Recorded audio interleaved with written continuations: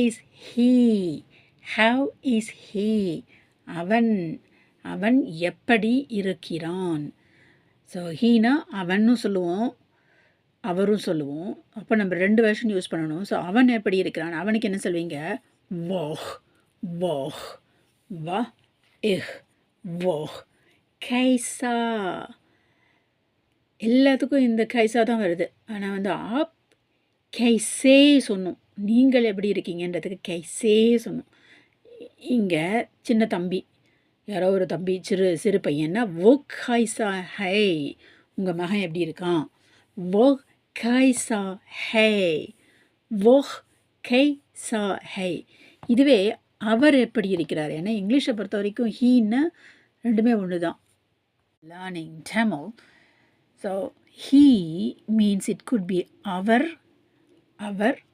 or avan. Avan is a boy, informal. Our is formal and older than you. Our. How is he? அவர் எப்படி இருக்கிறார்? இந்த இடத்துல நீங்கள் என்ன மாற்றிக்கணும்னா கைசே, கைசா போடக்கூடாது.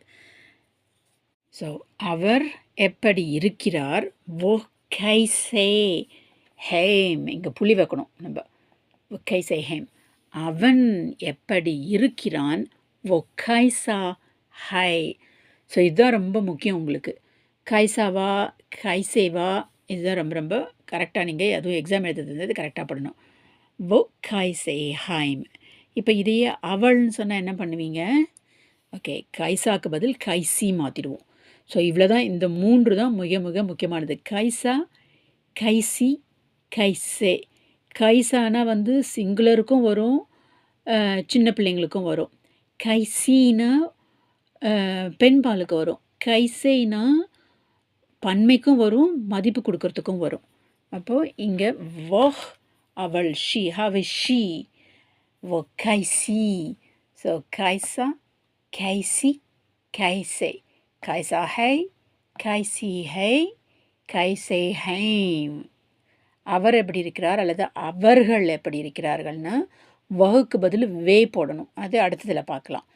ஸோ வோ கைசா ஹை, வோஹ் கைசி ஹை, வோ கைசே ஹைம். அவர் எப்படி இருக்கிறார்?